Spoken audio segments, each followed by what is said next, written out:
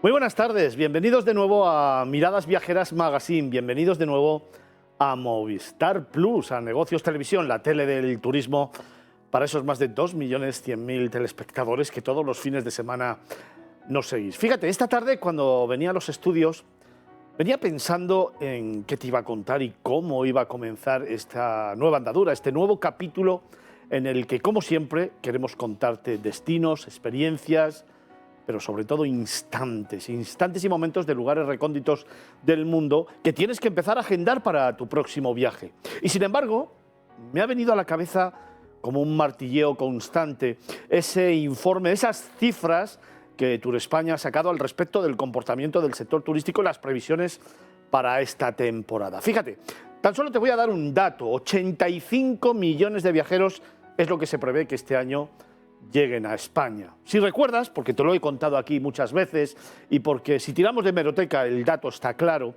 en el año 2019 España de nuevo batía récords en llegada de viajeros. 84 millones. ¿Qué significa? Que pensamos que tras la pandemia en el año 2023 de nuevo vamos a batir récords. Ese es el mensaje que he leído en muchísimos medios de comunicación. Si te metes ahora mismo en redes y hablas o buscas información sobre las últimas noticias del sector y sobre todo sobre los datos del sector, verás que todos los medios de comunicación, mis propios colegas, titulan hablando de nuevo récord de llegada de viajeros a España previsto para este año 2023. Te repito, 85 millones de viajeros. Al final, los países emisores maduros, que son Inglaterra, Estados Unidos, por supuesto, Francia, Alemania e Italia, siguen siendo, junto con Países Bajos, los que van a seguir llegando a España y consolidándonos como el segundo país del mundo en recepción de viajeros, tan solo por detrás de Francia. Te recuerdo que en el año 2025 se prevé que España, y sobre todo si se normaliza el conteo de viajeros, se alce al primer lugar, desbancando a Francia y siguiendo por delante de Estados Unidos y de China. Además, te cuento también que en ese estudio que lanza Turespaña, que ha presentado Miguel Sanz, el director general de turismo de nuestro país, de Turespaña, desde mi punto de vista, uno de los grandes baluartes y valores que tiene nuestro sector y que bastante lejos de los políticos hace muy bien su trabajo, como te digo, plantea que son tres elementos los más importantes a la hora de elegir destino. En primer lugar, el precio, luego la calidad y de repente entra, que es algo que venimos demandando desde hace muchísimo tiempo, el hecho de la sostenibilidad como un elemento decisorio, sobre todo en la gente joven. Quédate con este dato porque luego quiero hablar mucho de ello en la sección de turismo de este viernes, porque hoy vamos a hablar de un subsector del sector turístico que siempre hemos defendido en este programa. Hoy vamos a hablar de los cruceros. Pero déjame que antes de que comencemos precisamente en ese ámbito de la información, te cuente que, siguiendo un poco a colación de lo que te estoy contando, en ese informe se plantea que España sigue liderando el sector del turismo a nivel mundial.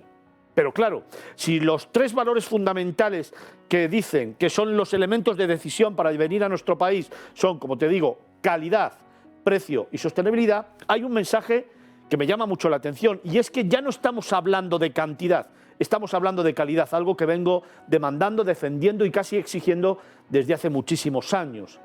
El precio medio del viajero vuelve a crecer un poquito más y eso empieza a ser significativo en el poder de decisión y sobre todo en el poder de promoción y de estructura estratégica a la hora de las empresas y de las instituciones poner en valor nuestro país, nuestros recursos y nuestros territorios. Ya no es una cuestión de cantidad, que desgraciadamente va a tener que seguir habiendo, sobre todo por la turoperación. Ahora ya es una cuestión de calidad.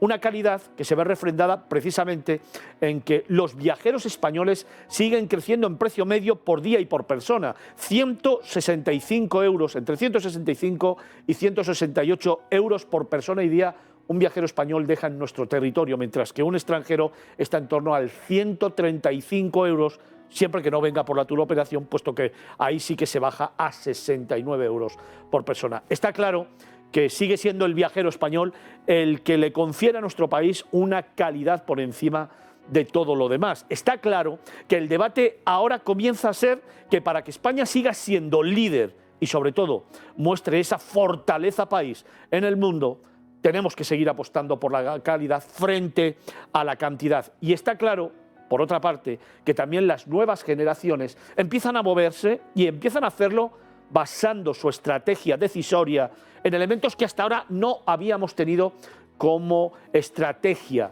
importante en la promoción de nuestro país, que es esa defensa del medio ambiente, esa apuesta por la sostenibilidad y, sobre todo, las ganas de vivir que tienen y el uso de las nuevas tecnologías, que están muy presentes a la hora de tomar una decisión. Simplemente te doy un último dato. Estados Unidos ha subido en 1,5 millones de plazas, ha dispuesto 1,5 millones de plazas aéreas a nuestro país entre abril y septiembre de este año. Por lo tanto, Estados Unidos empezará a ser uno de esos mercados que realmente va a ser importante en nuestra cultura viajera y que le puede dar a este país un plus más en cuanto a la calidad se refiere. Tengámoslo en la mente, porque si recuerdas, el fin de semana pasado te hablaba de que Madrid tiene ahora mismo 2 mercados fundamentales, Estados Unidos y México. Ahora Estados Unidos ya está en el poder de decisión de las autoridades y son estas las que de una vez por todas tienen que tomar una decisión, calidad o cantidad. España como marca prioritaria y mundialmente reconocida, o ser uno más frente a países competencia como puedan ser Turquía, Croacia o Grecia. En vosotros está la decisión, en nosotros contarla y en el sector empresarial apostar por lo que realmente merece la pena, dar servicio, convertir de nuevo a España en ese país referente mundial y sobre todo generar riqueza basándola en la calidad. Comenzamos.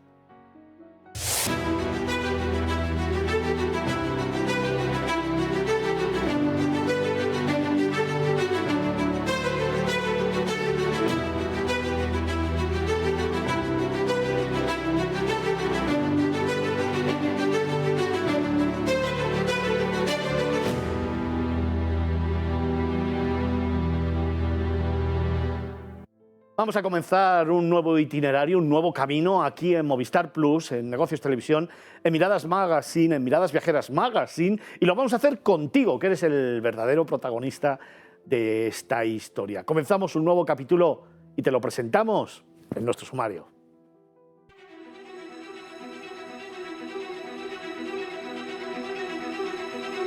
Hoy, en Miradas Viajeras, analizaremos como siempre el sector turístico. Hablaremos de cruceros, una opción vacacional que mueve cada año millones de usuarios y cuya industria supone una contribución muy importante a la economía. Imaginaremos una ciudad en la que encontrar rincones que nos sorprendan, tierra de conquistadores y aventureros que escribieron capítulos de oro en la historia de España. Abriremos ventana al mundo para viajar a una de las ciudades más icónicas de los Estados Unidos, escenario de cientos de películas y referente de la cultura LGTBI. Viajaremos a San Francisco. En Descubrir España, visitaremos Granadilla, una antigua villa amurallada en el norte de Cáceres con un legado histórico fascinante. Como fascinante será nuestro viaje a la Sierra Tramontana, que corona el norte de la isla de Mallorca. Un paisaje cultural que desde 2011 es Patrimonio de la Humanidad. Y por supuesto, te traeremos los mejores planes para disfrutar de tu tiempo de ocio. ¡Comenzamos!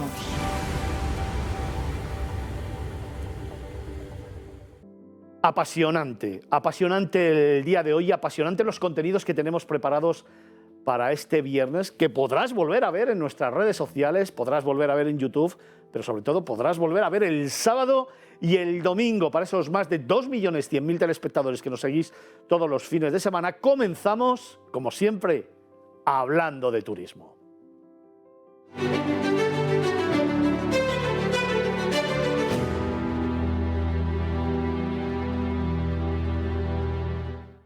Y hoy lo queremos hacer yendo a descubrir, yendo a desgranar, a visualizar uno de esos subsectores del sector turístico que tanto nos gusta en este programa y que particularmente me apasiona. Sabes que cuando hablo del mundo de los cruceros siempre digo que es un sector que goza de una gran salud, que gozaba de una gran salud hasta llegar la pandemia, que en pandemia fue machacado literalmente por las autoridades y sobre todo por lo que pasó en algunos casos de manera individual, que se trasladó después a todo el sector. Y sin embargo, gracias al talento, al compromiso, al trabajo y al esfuerzo de todos los agentes que conforman este sector, volvieron a reflotarse y sobre todo a salir adelante con más fuerza que nunca. Año 2023, las cifras están de nuevo avalando un sector en continuo crecimiento que desde mi punto de vista hoy en día no tiene techo, pero que tiene todavía muchos retos que trabajar y que cumplir. Por eso hoy hemos querido acercarnos a ese mundo, a ese mundillo tan apasionante,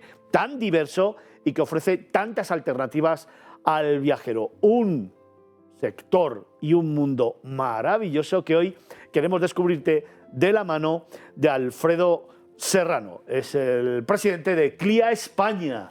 Buenas tardes. Hola, buenas tardes, Fernando. De nuevo, bienvenido a la casa. Muchas bienvenido gracias. a hablar de cruceros. Un placer. Del mundo marítimo, del mundo fluvial, porque Sí. claro, siempre hablamos de los cruceros y parece que nos viene a la mente el mar, ¿no? Ese maravilloso elemento, pero es que es mucho más. Un crucero son muchas cosas, ¿no? Efectivamente, son por supuesto los mares, son los ríos, son los destinos que se visitan, es la gente que se conoce, es la tripulación, los agentes de viaje que por supuesto permiten que todo ocurra, la conectividad aérea de la que hablabas antes, son muchísimos sectores. Al final, el sector de los cruceros es un subsector del sector turístico, pero que mueve una industria brutal, también además auxiliar, ¿no? Porque no solamente hablamos de lo que pasa en un barco, es que es todo, los puertos, los agentes de viaje, las conectividades, los destinos, todos los agentes implicados en un viaje que hace posible que realmente sea una experiencia única. Los astilleros, por ejemplo, Los que es algo de lo que se habla poco, y es el sector de los cruceros. El otro día escuchaba que representan hoy por hoy el 80% de la facturación de los astilleros europeos, en lo que tiene que ver con construcción naval civil. Pensemos lo que eso significa. En el caso de España, si bien no construimos en demasía barcos de crucero, sí que tenemos astilleros, como el caso de Navantia, que se ha especializado en la reparación y la remodelación de barcos de crucero, que bueno, pues las personas que me estén escuchando en Cádiz estarán acostumbradas a ver a varios barcos pasando varios meses dando trabajo a mucha gente precisamente para hacer esa remodelación. Oye, Alfredo, vamos a comenzar este camino explicando a todos los telespectadores para que te ubiquen qué es CLIA. Bueno, CLIA es la Asociación Internacional de Líneas de Cruceros. Somos pues la asociación que representa a todas las navieras, por decirlo de alguna manera, las compañías de cruceros. Estamos presentes en 17 mercados, los más importantes de cruceros, en el caso de España desde el año 2013. Y bueno, pues entre nuestros afiliados están pues, prácticamente todas las compañías que a cualquiera se nos pueda ocurrir que operan en el mercado español. El 95% de la flota mundial es socio de CLIA. Oye, yo decía antes que el sector de los cruceros es un sector que goza de muy buena salud. Tras la pandemia lo hemos vuelto a demostrar, es un sector demandado, es un sector además que tiene una particularidad y una peculiaridad, ¿no? Que crece muy deprisa.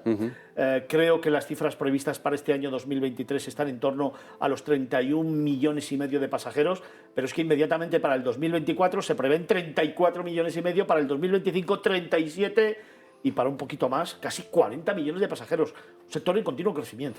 Sí, afortunadamente tenemos la suerte de tener un producto muy demandado, pero sin embargo, a pesar de que crecemos, nuestra penetración sigue siendo muy pequeña. O sea, que todavía, si dices, bueno, 40 millones o 30 millones pueden parecer mucho, pero si pensamos en los 1.500 millones de viajeros en todo el mundo, seguimos siendo un nicho. Afortunadamente, un sector que en España tiene una presencia muy importante, tanto como mercado receptivo como mercado emisor, y además, digamos que ese posicionamiento inicial de nuestro país, sobre todo como destino al principio, con bueno, hubs importantísimos, como es el caso de Barcelona, pero no me quiero dejar ninguno, en fin, todos los puertos tienen una presencia importante de cruceros, nos permite un poco estar en esa vanguardia en cuanto a la sostenibilidad, que hablaremos porque hemos empezado antes, y vanguardia en cuanto a muchos más aspectos. Y luego también que afortunadamente una compañía de cruceros, bueno, pues cada vez se incorporan más y más destinos. Pensemos que una gran compañía de cruceros, hoy por hoy, me comentaban, están visitando 1.300 destinos en todo el mundo. O sea, coges sus folletos, ves todos los destinos que se visitan, 1.300, con lo cual, afortunadamente, tenemos mucho donde crecer. Oye, Alfredo, antes en el editorial hablaba de dos cuestiones que también quiero afrontar en el sector de los cruceros. Después hablaremos de los retos y dentro de los retos, evidentemente, con mayúsculas, sostenibilidad. Sé que además te apetece que hablemos de eso porque a mí también me apetece, porque creo que más que una tendencia son retos y retos muy importantes que hay que empezar a trabajar de presente donde ya y tenemos de futuro, realidades, donde ya hay realidades, efectivamente. Pero primero me gustaría... El sector de los cruceros, he dicho antes, no tiene techo. Evidentemente, sobre 1.500 millones de personas, tener 40 millones de viajeros, como que no. Sí, y además cuando lo que nos indican, cuando se le pregunta a la gente cuál sería tu disposición a hacerlo, es mayoritariamente positiva. A todo el mundo, o prácticamente a todo el mundo, consideraría un crucero. ¿Por qué no lo ha hecho todavía? Pueden ser consideraciones económicas, desconocimiento, en fin. Pero tenemos, por un lado, un público muy fiel, que repite año tras año, y por otro lado, una gran disposición por parte de la mayoría de las personas para considerar esa opción. El 85% de los viajeros que se han encuestado, leía el otro día un informe, dicen que o han hecho o van a hacer un crucero porque realmente lo tienen en la cabeza. Por lo tanto, imaginad el crecimiento que puede tener este sector, que yo creo que no es fácilmente imaginable y que solamente si en un papel anotas las cifras que te acabamos de dar, 1.500 millones de personas frente a 40 tan solo que hacen un crucero, imaginaros el ámbito de crecimiento que tiene este sector. Y segunda cuestión relacionada con esto, Alfredo. Otro de los informes que he leído es que una de las tendencias, uno de los sectores de población que más en estos momentos está accediendo a los cruceros y que más interés tiene por los cruceros son los jóvenes.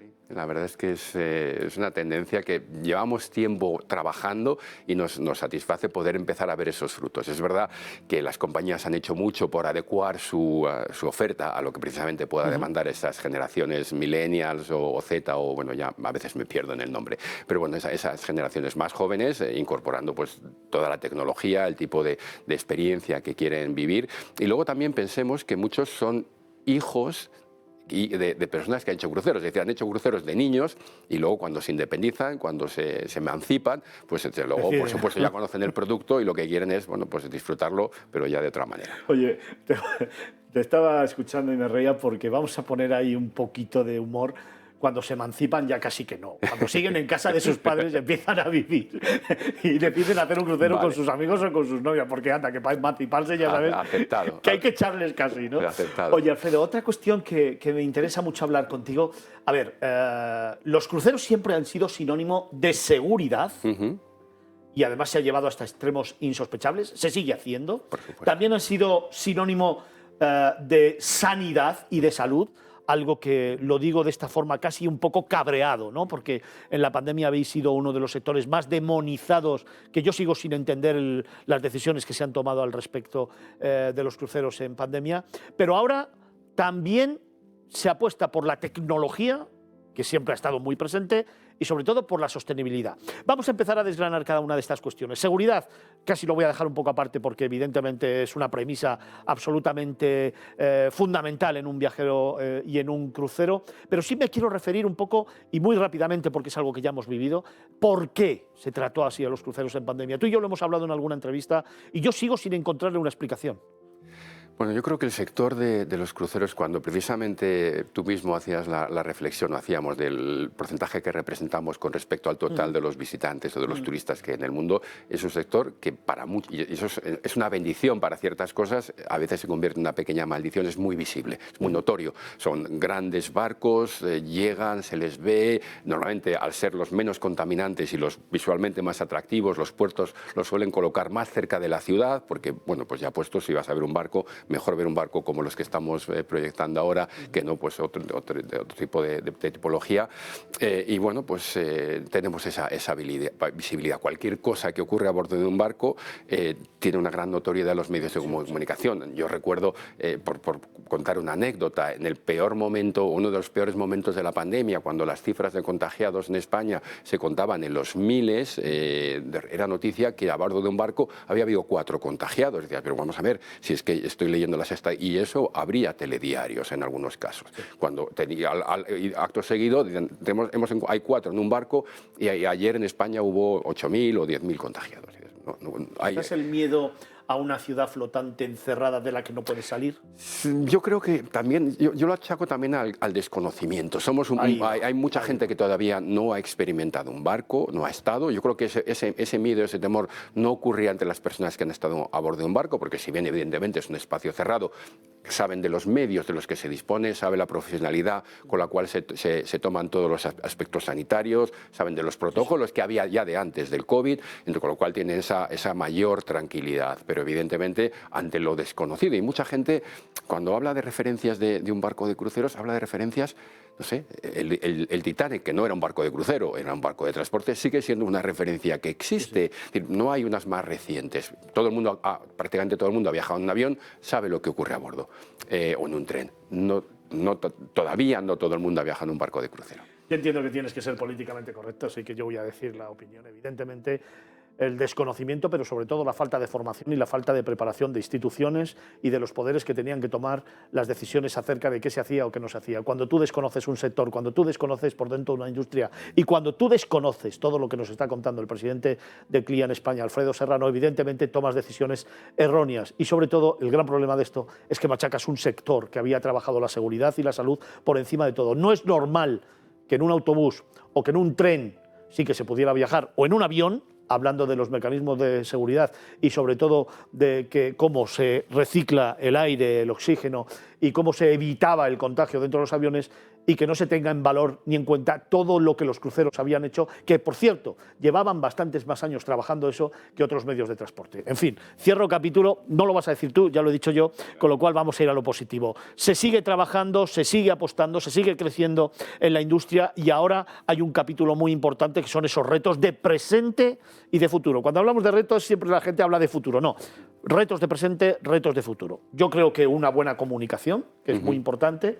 Yo creo que la tecnología, que está muy presente, pero hablamos de la sostenibilidad porque ahí sí que hay retos muy importantes que yo creo que hay que abordar de una manera directa, ¿no? Sí. Primero, por los públicos nuevos y esas generaciones de jóvenes que están apostando por este medio de transporte y por este medio de viaje, y segundo, por la propia preservación del medio ambiente y de los destinos, ¿no? Sí, sin duda. Pero Fernando, si me permites, yo hay una cosa que no tenemos tendencia a realizar, y yo querría aprovechar para hacerlo, y es celebrar los éxitos. O sea, por supuesto tenemos que hablar de los retos, supuesto. Pero si me permites, querría celebrar los éxitos. Para mí un éxito es que el 80% de la flota mundial de barcos de crucero tiene sistemas avanzados de tratamiento de aguas residuales que permiten que las aguas que se descargan al mar sean absolutamente limpias. Por ejemplo, un éxito y algo que creo que debemos celebrar es que el puerto más importante de cruceros de España y de Europa, que es Barcelona, el 35% de los cruceristas que lleguen este año al puerto de Barcelona lo van a llegar en barcos propulsados por gas natural licuado, un combustible que no emite óxidos de azufre, que apenas emite un 95% menos de partículas en suspensión, un 85% menos de óxidos de nitrógeno, es decir, un combustible que apenas contamina. Y esto es una tendencia, el 35% este año. Hay en cartera, me parece que es un 60% de la flota que se va a construir los próximos años estará propulsada por este combustible. Y además, una tecnología que permite una transición hacia combustibles sintéticos y con impacto absolutamente cero. Es decir, hay una realidad ya. Por ejemplo, proyectos que están ya bastante avanzados, como la electrificación de los barcos y de los muelles, que pueda permitir que cuando los barcos estén atracados apaguen sus motores, se conecten a la red en tierra y por lo tanto tengan emisiones cero. Eso ya es una realidad en un 40% de los barcos de la flota. Evidentemente los puertos tienen que hacer y están haciendo inversiones para hacer lo que les toca, es decir, dar la otra parte de la conectividad. Tenemos proyectos ya en marcha en Barcelona, en Cádiz, en Bilbao y luego, bueno, pues muy avanzados en otros puertos de nuestro país, que van a permitir que en poquísimos años, en 2, 3, 4 años, las emisiones cuando el barco esté en puerto sean cero. ¿Habrá emisiones cero en algún momento a nivel mundial?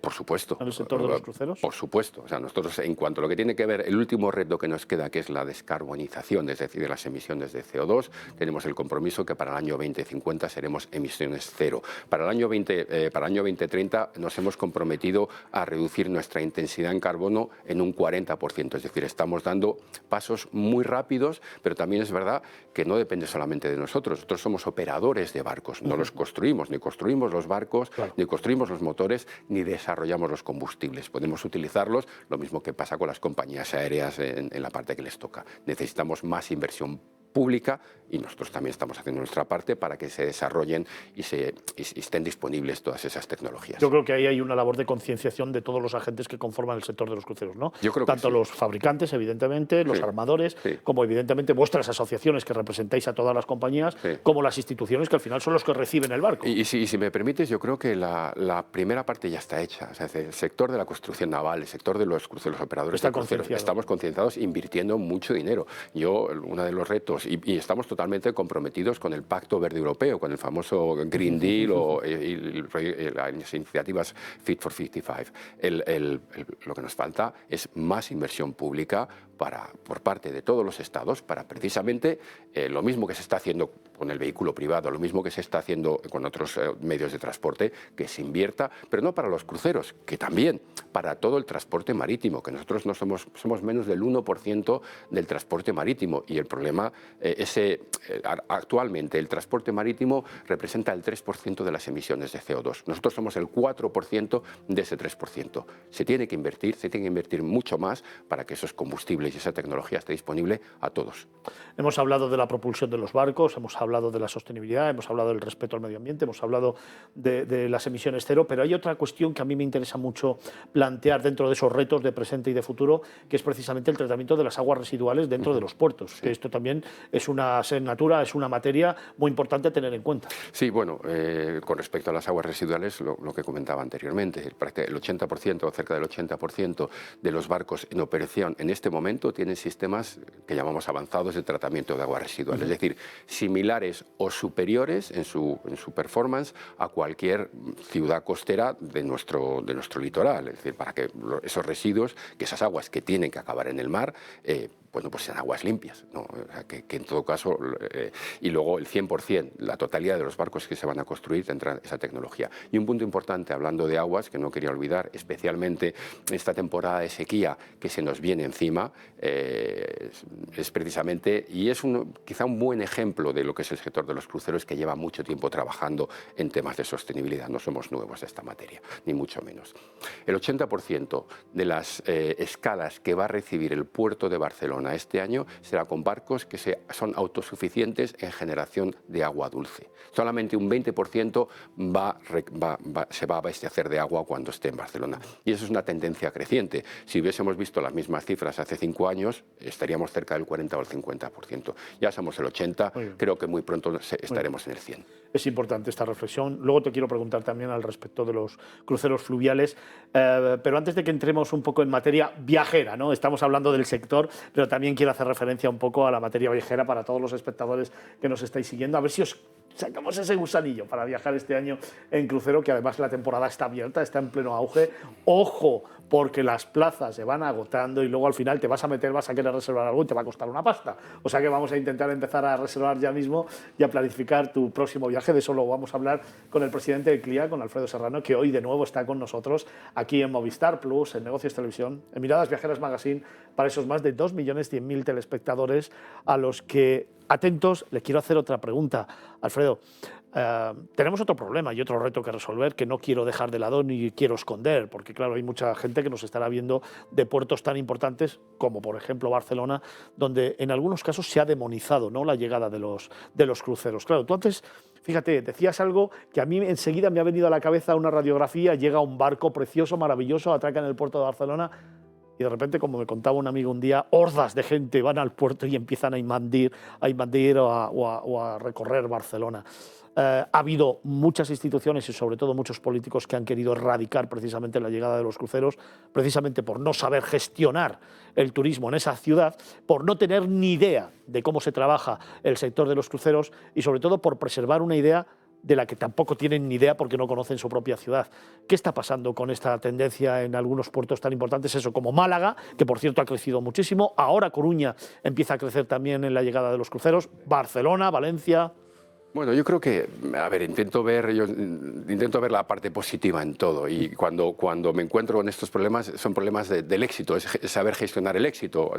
Hay muchos destinos que tristemente no tienen ese problema. Lo que tienen es precisamente que a pesar de tener cosas muy atractivas y muy interesantes, no consigues que los turistas vayan ahí, o van a ver las cosas que ellos no quieren. Recordemos que el sector de los cruceros, como apuntaba un estudio reciente de la Universidad de Barcelona, tiene un interés muy por encima del turista medio en aspectos como pueda ser el turismo cultural y las compras. Hay destinos que precisamente quieren cambiar su modelo de turismo del sol y la playa precisamente a este tipo de sectores.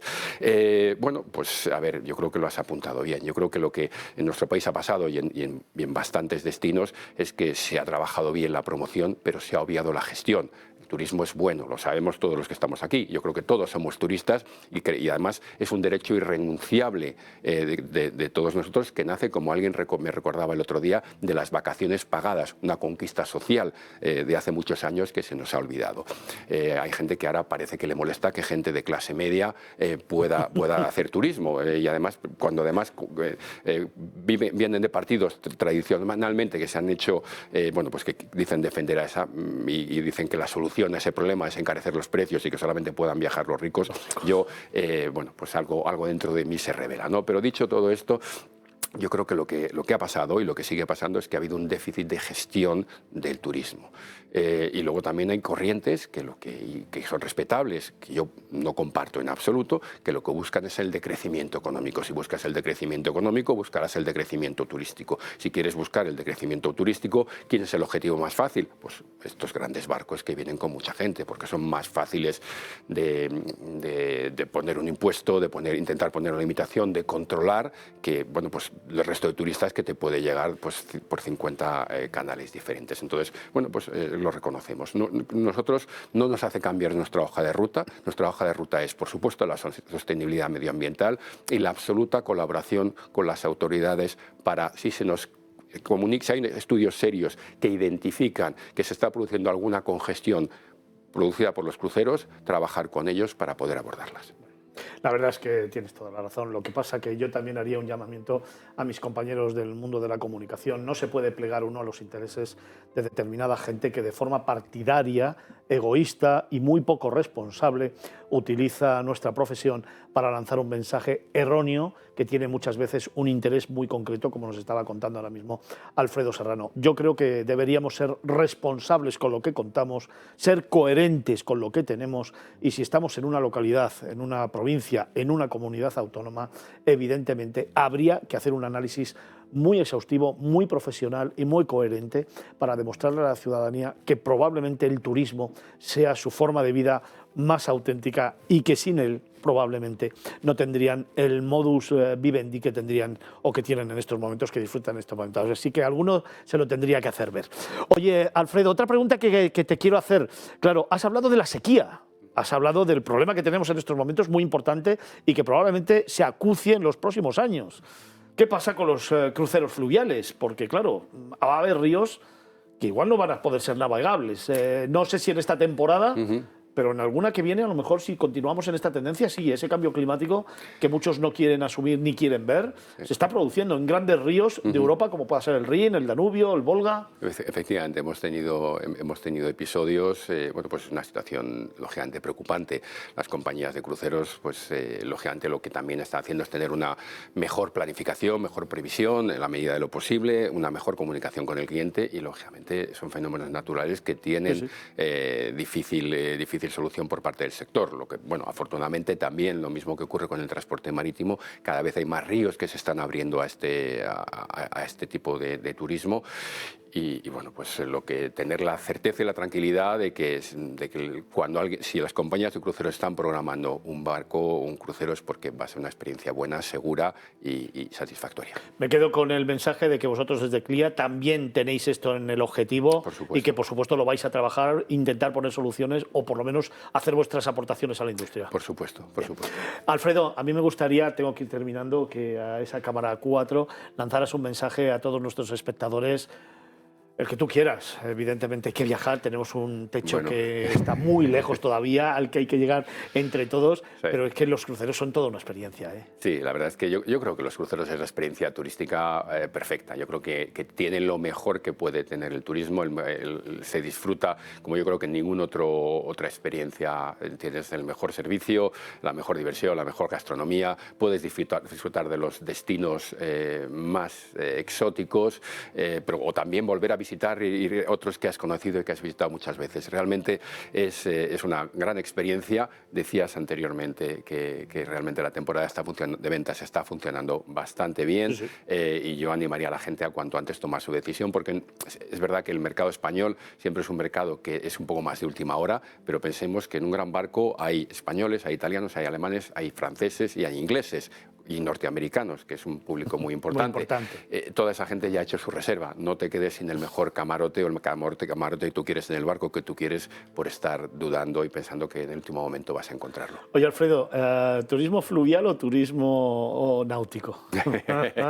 Mamá o papá, no vamos a dejarlo. Ya sabía yo. ¿Qué? Venga. No, bueno, yo sí puedo decir... ¿Cómo sabía que políticamente correcto no me iba a contestar? Este año me voy a un crucero, me voy de crucero este verano y me voy a un crucero marítimo. Marítimo, bueno, que no tiene por qué ser la decisión. No tiene que ser la del año pasado, el año que viene. Además, lo inteligente yo creo que es hacer las dos cosas, ¿no? Exacto. Y comparar y luego seguir haciendo, ¿no? Y yo creo que la estacionalidad también es bastante complementaria, o sea que hay oportunidad para hacer más de uno. ¿Cuál vas a hacer? Voy a Sudamérica, voy a Latinoamérica, sí. Bueno, oye, director nacional, presidente, ¿qué es el cargo? No, director nacional. Yo te he puesto antes presidente, pero es que se lo merece, porque ya veis... No tenemos presidente, o sea que, bueno, pues director nacional, hacemos lo que podemos. Director claro nacional de CLIA España. Bueno, yo le subo a presidente. Sí, se agradece la promoción. Es un currante, es uno de los grandes líderes del sector turístico, es una de las personas que me encanta hablar con él, porque hablar de este sector, hablar de los cruceros, además con gente que sabe de lo que habla, gente formada, que es lo que nos hace falta en este país, y gente que tiene una perspectiva 360 grados, hay poca en España. Así que muchas gracias, Alfredo Serrano, director nacional de CLIA, para mí, presidente de CLIA en España. Gracias por estar con nosotros. Gracias por los piropos y por la invitación. Gracias. Un abrazo fuerte. Nosotros tenemos que continuar. Dejadme tan solo unos segundos para daros unos consejos y regresamos aquí, a Movistar Plus, a Negocios Televisión, a Miradas Viajeras Magazine.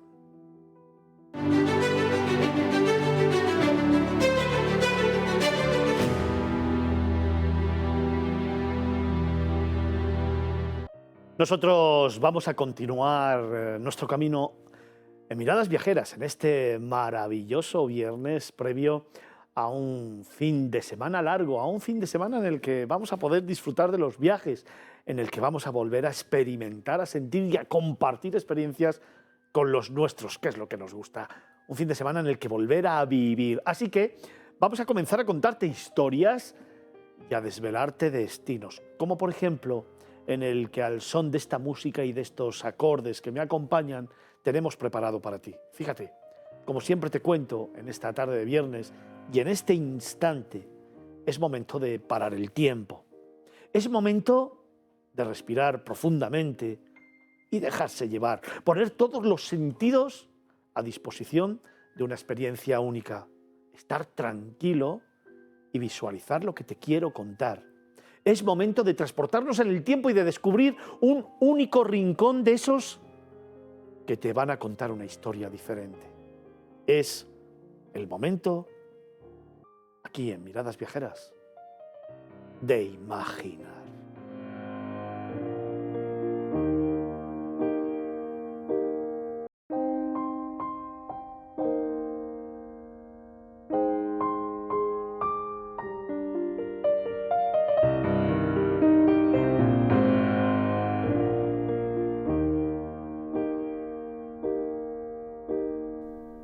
Imagina una plaza empedrada que embelesa con sus luces tintineantes, su arquitectura, la cuidada iluminación y sus acogedores soportales. Imagina contemplar el ajetreo continuo que se respira en ella, entre sus pórticos, sus terrazas y veladores rebosantes de gente visitando tiendas de artesanía, de recuerdos y productos gastronómicos. Imagina el centro neurálgico de la ciudad, donde confluyen todos los caminos, la majestuosidad de la estatua de Pizarro y las incontables escaleras que dan acceso a la iglesia de San Martín. Imagina también edificios palaciegos renacentistas que se tiñen de dorado bajo la luz del sol, creando una estampa mágica. El Palacio de los Duques de San Carlos, el de los Marqueses de Piedrasalbas, el Palacio de los Pizarro o la Casa de la Cadena. Imagina viajar a un tiempo de conquistadores, de nobles y caballeros, de palacios y de realeza. Imagina también perderte por callejuelas estrechas y empedradas que nacen en la Plaza Mayor y conducen siempre al castillo. Imagina sorprenderte al inicio de cada cuesta o en la esquina de una plaza en la que de pronto aparecen una iglesia, una torre o un palacio.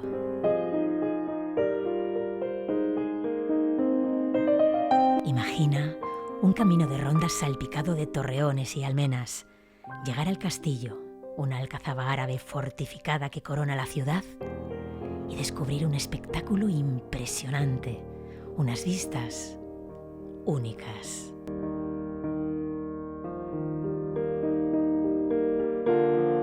Imagina también desde sus murallas, cuando cae el sol, dominar la llanura de la tierra extremeña, admirar un cielo espectacular, estrellado, limpio, y dejarte llevar por una luna resplandeciente. Pues ya, no imagines más y prepara una escapada a Trujillo.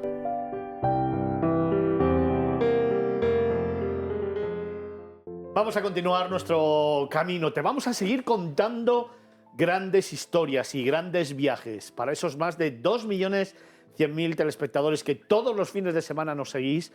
Vamos a abrir ventana al mundo y lo vamos a hacer, como siempre, con uno de nuestros grandes tertulianos, periodistas, viajero, que cada fin de semana nos trae una historia, un nuevo destino a nivel internacional. Abrimos ventana al mundo.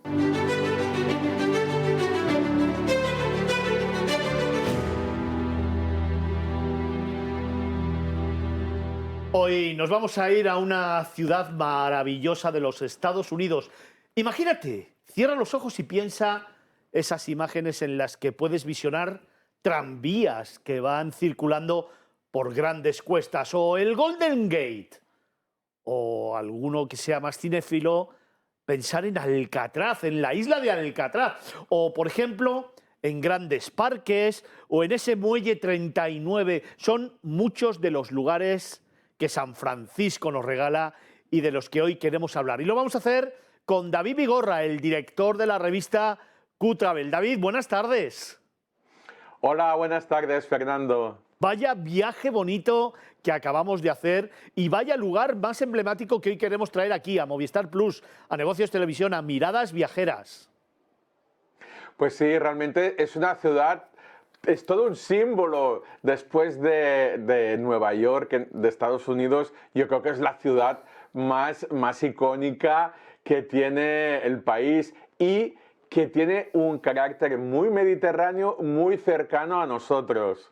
Oye, ¿te parece bien que vayamos desgranando algunos de los lugares, algunos de los rincones? Vamos a hablar de San Francisco, pero de una manera diferente a como lo hacemos todos los programas. Si te parece, vamos a ir viendo lugares y rincones que son emblemáticos de una ciudad que también conoce muy bien Felipe Alonso y Carlos Olmos, nuestros dos tertulianos que hoy también están con nosotros. Felipe, buenas tardes. Buenas tardes. Carlos, buenas tardes. Muy buenas tardes. Vaya ciudad bonita que traemos. Felipe, rápido, en 10 segundos, ¿qué es para ti? La segunda ciudad más bonita del mundo después de Dubrovnik. Después de Dubrovnik, en Croacia. Muy bien. Carlos. Pues para mí, una de las pocas ciudades de Estados Unidos que se puede hacer caminando, y es un auténtico placer y delicia moverse por sus barrios. Vamos a ir con David Vigorra descubriendo algunos de los lugares más emblemáticos de esta ciudad. Id pensando para vosotros ¿Cuál es vuestro rincón favorito? Luego os lo pregunto. David, nos vamos a conocer en primer lugar, porque claro, no puede ser de otra manera, y además nos viene a todos a la cabeza esa imagen, y los que hemos podido conocer la ciudad, yo creo que es la perspectiva, la panorámica que siempre tenemos en la cabeza, que es ese Golden Gate. Así es, os voy a contar un poquito hoy la ciudad, pero con pequeños tips y curiosidades que seguramente no sabrán algunos de nuestros telespectadores. Empezamos con el Golden Gate. El Golden Gate no es que sea ya el icono y el símbolo, diría que es el sinónimo. Decir San Francisco, el sinónimo es Golden Gate, están totalmente unidos. Y es que este puente... Un puente que se construyó en 1933 y se terminó en el año 37 y que es un icono, que es más que un icono, yo diría que es la alma de la ciudad. Estamos hablando que era el puente más largo que había en ese momento en el mundo. Es el puente colgante más largo en esa época. Estamos hablando de 1.280 metros de longitud de lo que es el puente colgante, pero realmente el puente son 2.700 porque hay toda una estructura. Estamos hablando que está a 67 metros de altura, es una barbaridad.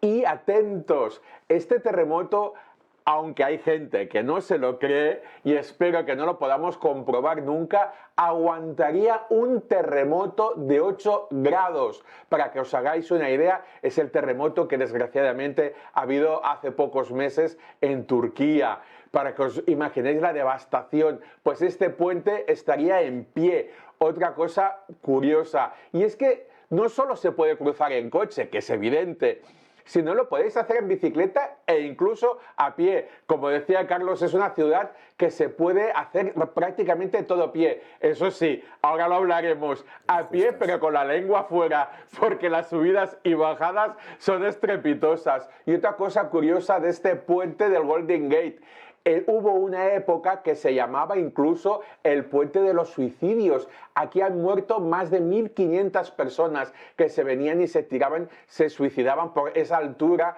para garantizar su muerte. Hoy en día esto ya no es posible. Hay todo un sistema de seguridad, de rejas, vallas que no permiten que saltes. Pero sí, incluso si alguien pudiera subirse a la barandilla y saltar, debajo del puente, justo debajo de la que es la carretera, hay una reja, hay ¿sabéis lo de los circos para los trapecistas? Sí. Exacto, una malla que impediría caer al vacío y caer al agua. Así que es imposible actualmente suicidarse, que esto es una muy buena noticia, pero que hubo una época muy desagradable que la gente lo utilizaba precisamente por esta magnitud. Y otra cosa, si queréis disfrutar del puente, de verlo, realmente como estáis viendo en las imágenes, hay que subir a Battery Park. Es una colina que está justo al lado del puente, en el lado de Sausalito. Uno de los lugares emblemáticos. Hemos empezado muy fuerte, chicos. ¿Os viene a la cabeza algún recuerdo? Pues sí, en mi caso el de cruzar el puente caminando y eso, el mirador que hay al otro lado es para mí la imagen más bonita que hay sobre el puente y la ciudad. Felipe, para ti el puente sería el lugar emblemático, la postal de la ciudad. Es el símbolo de San Francisco y debajo del puente, ya que hablamos de Golden Gate, aprovechar el parque. Hay un parque también magnífico que está justo debajo del puente, en la ladera de la izquierda, enfrente de Alcatraz. Bueno, vamos a seguir precisamente enfrente de Alcatraz, vamos a seguir con nuestro segundo tips. Nos va a llevar David Vigorra a la isla de Alcatraz. David, un lugar emblemático, un lugar misterioso, un lugar de esos que guarda y encierra miles de leyendas, que evidentemente, como no tenemos tiempo, necesito que me resumas rápido, porque si no, todos los tips que tenemos no los vamos a poder dar. Venga, vámonos a Alcatraz, va. Alcatraz es el segundo lugar que tenéis que visitar, eso es evidente, lo habéis visto en 1000 películas, y es que lo que sí os digo es que realmente la imagen es tétrica porque el lugar es tétrico.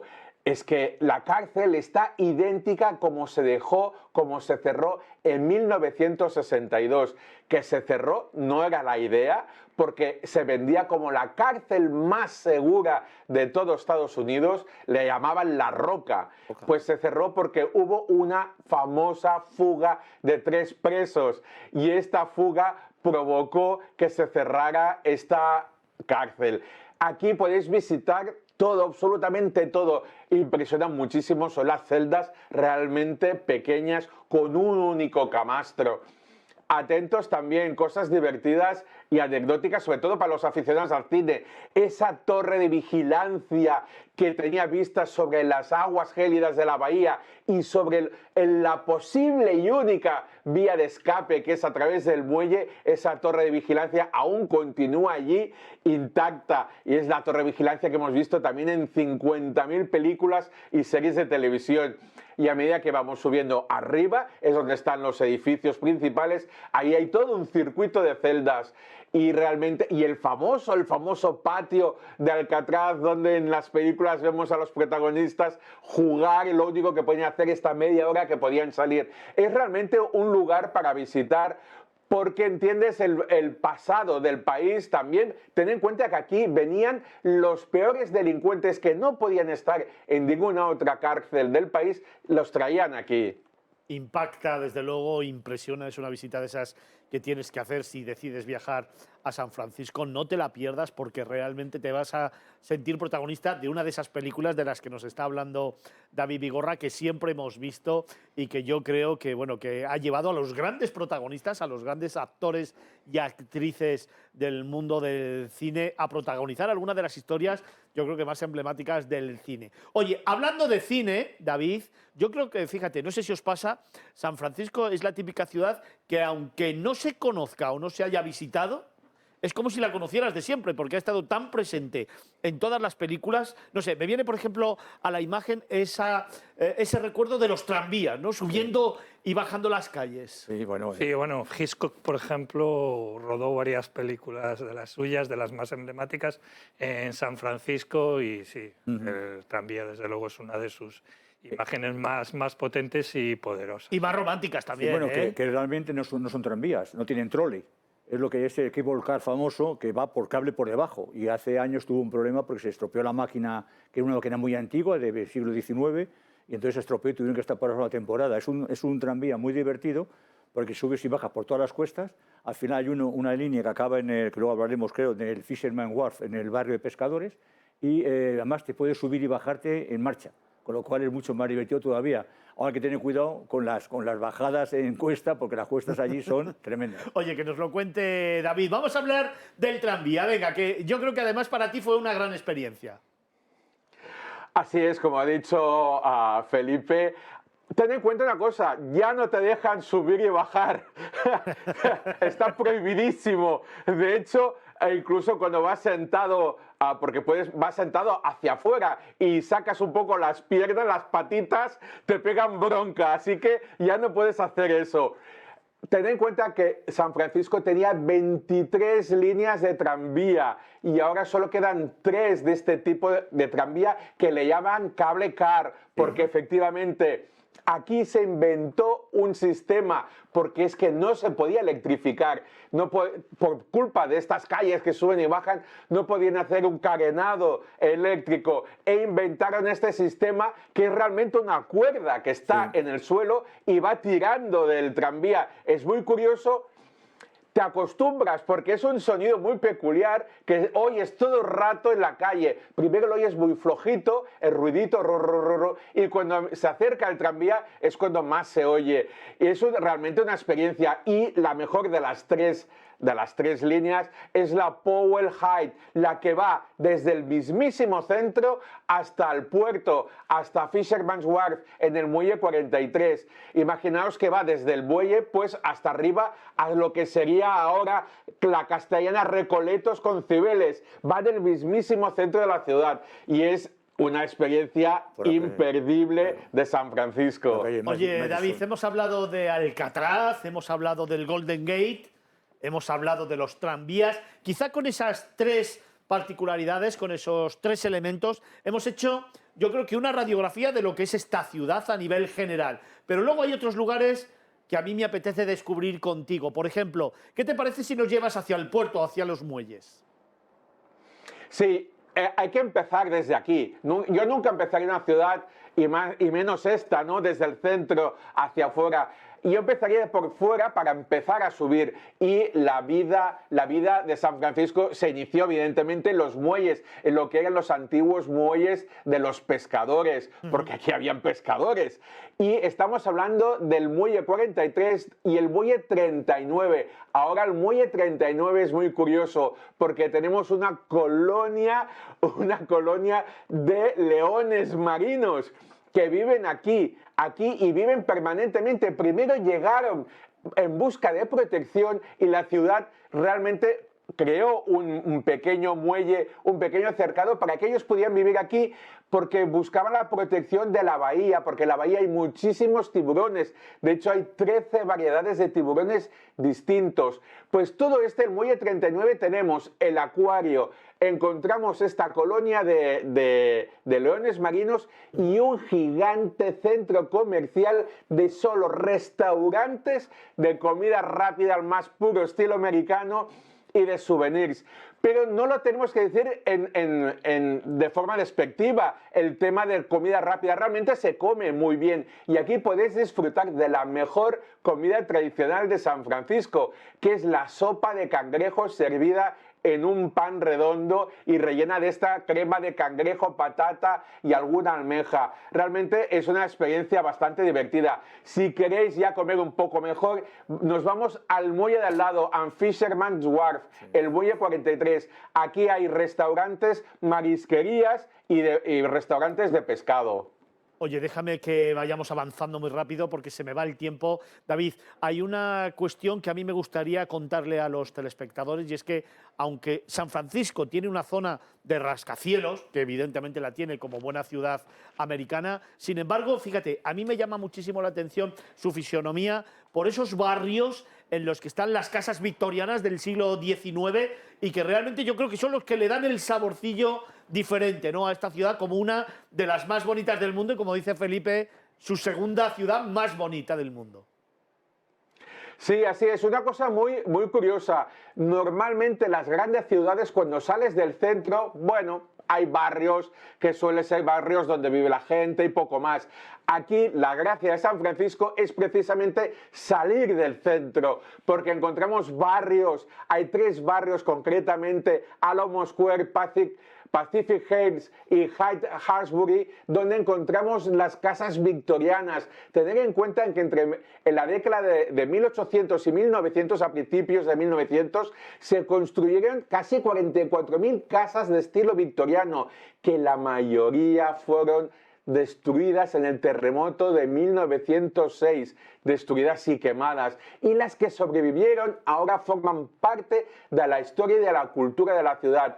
Y podemos verlas y disfrutarlas, sobre todo en un parque, en Alamo Square. Aquí tenemos una vista espléndida de todas estas casas y la ciudad, el centro de la ciudad, esos rascacielos los tenemos ahí al fondo. Es realmente un lugar muy agradable de estar y de encontrarte con estas casas. Luego, hablando de barrios, nos vamos a tener que ir a visitar, por ejemplo, el barrio de Castro, o nos vamos a ir a ver, por ejemplo, el Chinatown. Pero antes, lo prometido es deuda. ¿Tu lugar favorito dentro de San Francisco? Venga, ese rincón que te había preguntado.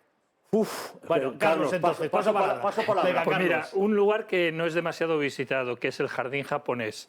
Es como una cápsula de paz y tranquilidad dentro de lo bulliciosa que es esa ciudad, con su Market Street y con gente que sube y baja todo el tiempo. Te metes en el Jardín Japonés, que es pequeño, no es muy grande, pero de repente estás en una cápsula de paz y tranquilidad. Te lo voy a preguntar de otra manera, No, Felipe. te digo, no, a mí lo que me impresionó, la primera vez que fui, he ido muchas veces, la primera vez que fui, es ese edificio en forma de flecha hacia arriba, que es un banco, que está en la calle Madison. Me impresionó porque fue la primera vez que vi un edificio diferente a lo que había visto, porque en Nueva York ves edificios de una forma, pero aquí ese edificio con la parte de abajo abierta y la punta de flecha... Transamérica, edificio Transamérica. Me pareció alucinante. Bueno, luego de todo lo que nos está contando David, os voy a preguntar cuál es vuestra preferencia. Hemos hablado del Golden Gate, hemos hablado de Alcatraz, vamos a hablar ahora del Chinatown, del barrio de Castro, nos está contando también el puerto, los muelles. Pero David, como te decía, barrio de Castro y Chinatown. Venga. Bueno, el barrio de Castro es también conocido, es el más famoso de los barrios LGTB del mundo. Es todo un remanso de paz. Y atentos, está justo al lado de todas estas casas victorianas que hemos hablado. Y aquí encontraremos también casas victorianas pintadas de colores brillantes y llamativos. Es también una experiencia y una forma de pasear distinta. Aquí la máxima de este barrio, evidentemente, es si quieres que te respeten, respeta tú a los demás. Claro. Y aquí, por lo menos en el barrio, se cumple. Y es una forma muy divertida de pasar una mañana o una tarde. Y si te parece, nos vamos al Chinatown. Bueno, Chinatown es ya otra cosa. Es como si nos teletransportáramos realmente a China. Y es que estamos hablando que es el barrio más antiguo de Estados Unidos. Es inmenso, ocupa 24 manzanas de la ciudad. Es que es grandioso. Y nos teletransporta, ¿por qué? Porque es el barrio chino, literal, está todo rotulado en chino. Hay muy poquita cosa que esté rotulada en inglés. Si quieres hablar con los comerciantes y te atreves a hablar en inglés, hablarán el inglés, el peor inglés de tu vida, el inglés que yo puedo hablar o aún peor que el mío. Realmente es complicado hacerte entender porque es que realmente la gente que vive aquí simplemente llegó, se instaló y no se movió. Y son los demás que vienen a visitar y es la gracia de este barrio. Y es que China está presente en toda la ciudad. No hay ninguna ciudad, no hay ninguna calle que tú circules que no haya un comercio chino. Pero aquí se concentra absolutamente toda China. Oye, tengo que ir terminando, pero no quiero hacerlo sin desvelar otro de los grandes secretos que tiene San Francisco, que hablaba yo al principio cuando hacía la introducción, que son sus parques y jardines. Bueno, es una pasada. Realmente yo creo que es de las ciudades más verdes que podemos encontrar en Estados Unidos. Y por cierto, seguramente es por eso que muchísima gente opta por venir a vivir aquí a San Francisco. Porque todo que es una ciudad que justo tiene 1 millón de habitantes, tiene una cantidad de parques increíbles. Yo me quedo con uno, con Mission Dolores Park. El ambiente festivo que se respira aquí. La gente cuando al mediodía vienen a comer al restaurante, perdón, no van al restaurante, vienen a comer al parque. Y es que aquí cuando hay un día soleado, que hay muchísimos durante el año, que por cierto en verano es cuando hace mal tiempo, en nuestro verano es cuando hace mal tiempo, el resto del año en invierno hay unos días soleados de muchísimo calor y es que la gente sale despavorida hacia los parques a disfrutar y es que este parque es único, tanto por su ubicación, por su ladera y las vistas que tenemos. Realmente hay muchísimos más parques. Estamos hablando del Golden Gate Park, que precisamente no está al lado del Golden Gate. Aquí se encuentra el Jardín Botánico o Presidio Park. El Presidio de San Francisco, que es lo que decía antes Felipe, aquí está en los pies mismos del Golden Gate. Y aquí encontramos el centro de interpretación del puente. También es muy interesante ver cómo se construyeron esos cables de acero que están formados con miles de cables en el interior. Oye, David, imagínate, así por un momento, yo sé que es muy complicado, ¿vale? Y que seguramente te pongo en un compromiso. Pero imagínate que recorremos la ciudad de punta a punta. ¿Tendrías un par de lugares, no sé, un par de lugares que de repente digas, Fer, imposible perderte estos dos sitios? Hombre, mira, yo te recomendaría, sí, hay dos lugares que uno representa realmente mucho San Francisco, que es Lombard Street.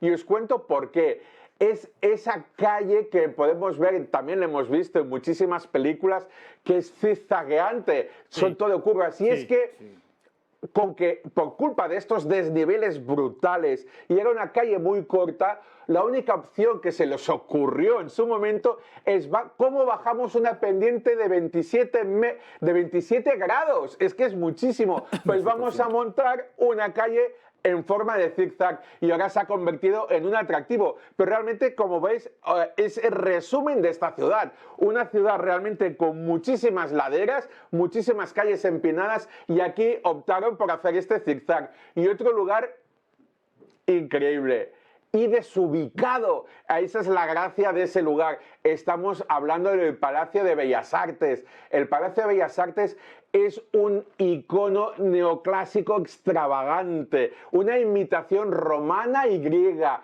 y es que se construyó para albergar la Exposición Universal de San Francisco de 1915. La estructura se dejó perder en su momento y fue en 1960 un filántropo de estos millonarios, que hay muchísimos en Estados Unidos, decidió, oye, hay que reconstruir esto, que es un lugar fantástico. Y no es que lo reconstruyera, lo reconstruyó y encima aumentó ese tamaño. Y ahora es un lugar tan exageradamente bonito, porque es que realmente es bonito, y desubicado, que es el lugar idílico para las fotos de las bodas, para celebraciones familiares y ahora para los Instagramers. Si tú buscas San Francisco en Instagram, aparece el Palacio de Bellas Artes seguro, junto con el Golden Gate. Oye, David, tengo que cerrar esta ventana a nuestro destino internacional, en este caso nuestra ventana a San Francisco, así que te pido muy brevemente dos cuestiones. Una, San Francisco evidentemente tiene una gran reminiscencia para los españoles. Obviamente España está ahí presente y me gustaría que nos contaras muy brevemente qué lugar se representa directamente con la cultura española y con la tradición española y la historia de España. Y en segundo lugar, que terminemos esta ventana con una pincelada gastronómica. Lo primero que te venga a la cabeza, venga. Mira, Misión Dolores, hay que visitarla. Es el legado español y aquí se fundó la ciudad. Aquí los misioneros españoles llegaron en 1776, montaron, construyeron una misión y a partir de esta misión se creó realmente la ciudad de San Francisco. Así que el legado español está y está muy vivo porque podemos hacer la visita tanto de lo que es el convento de monjas, que es el edificio antiguo blanco que podemos ver, como la gran iglesia de San Francisco. Y es un lugar realmente muy digno de visitar y podemos ver también toda la historia de los misioneros en California. Los misioneros llegaron por California, fueron subiendo y llegaron aquí a San Francisco. Es muy curioso de visitar. Otro sitio. Me dices gastronomía. Mira, gastronomía una actividad, es complicado. Sí, algo relacionado con la gastronomía. Mira, como he dicho, yo esa sopa de cangrejo realmente es imperdible, está riquísima y me recuerda mucho esas sopas que se comen en Polonia. Seguro que Carlos o Felipe la recordaréis, estas sopas que se sirven en un pan redondo. Pues es muy parecida, pero de crema de marisco, porque aquí el marisco principal que se pesca son estos cangrejos, ¿sabéis? Esos cangrejos gigantes que a veces hacen casi 1 metro de grande, de envergadura. Cuando los coges por las patas son este tipo de cangrejos y es realmente el plato típico de aquí, porque no voy a decir con una maldad absoluta la hamburguesa, que también, por cierto, aquí también se hacen hamburguesas de carne Angus pero muy ricas. Oye, tengo que cerrar muy rápidamente porque me tengo que ir a daros unos consejos. Un instante, Felipe, un recuerdo que tengas de San Francisco para cerrar. Cruzar la bahía en barco, camino de Sausalito. Y sobre todo ese atardecer, mucho mejor. Hay un contraste de luces impresionante. Carlos, para ti, un instante. Pues es efectivamente el atardecer en el mirador que hay después de cruzar el Golden Gate, y te quedas allí viendo cómo la luz cae sobre la ciudad, se refleja en la punta del edificio Transamérica, el sol, wow. y es que tiene una luz muy especial porque es una ciudad europea dentro de Estados Unidos. Qué chulada. David, para ti el instante, ¿cuál sería?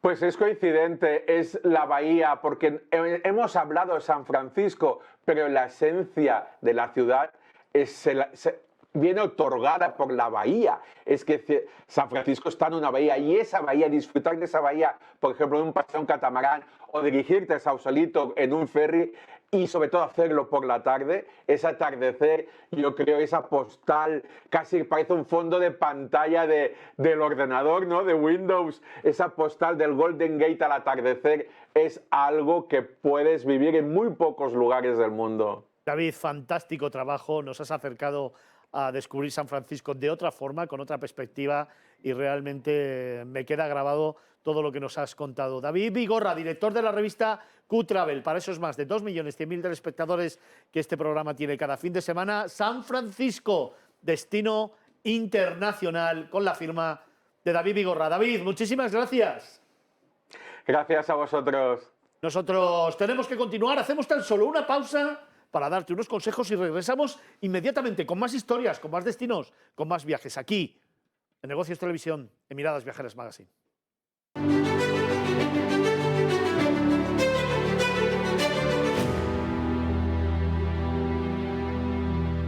Regresamos de estos consejos y toca descubrir España.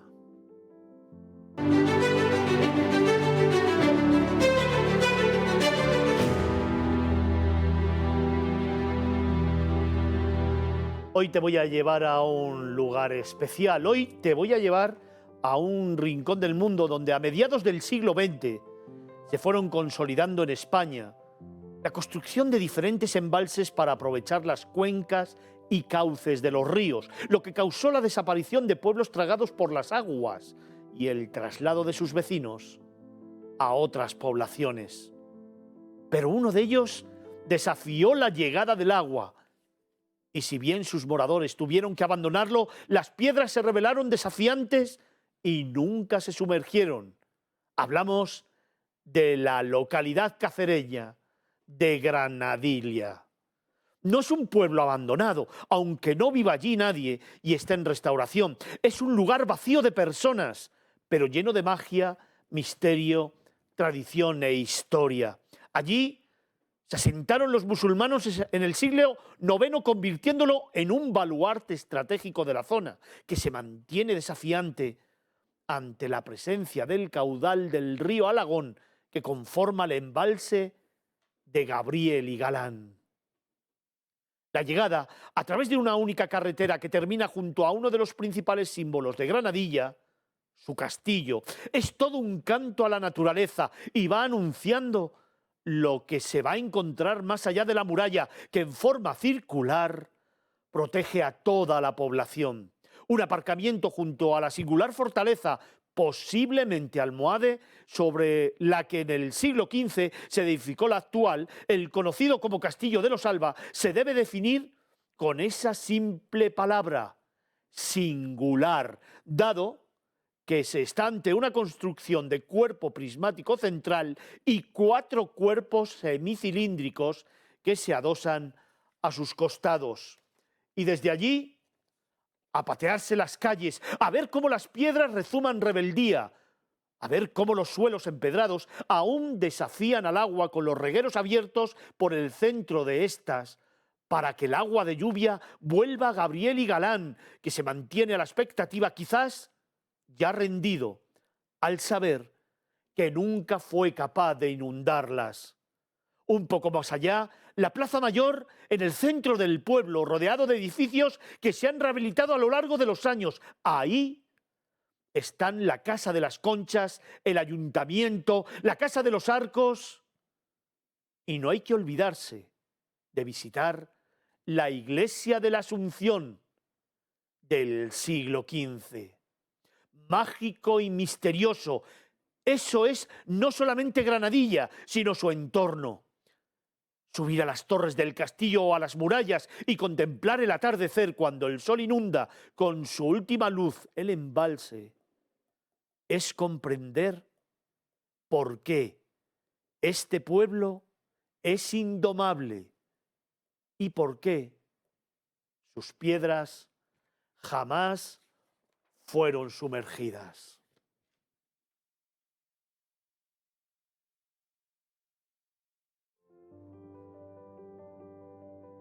Felipe, uno de esos lugares mágicos que hoy queríamos traer en este Descubrir España a todos los telespectadores, porque además me parece que es un lugar que hay que visitar sí o sí.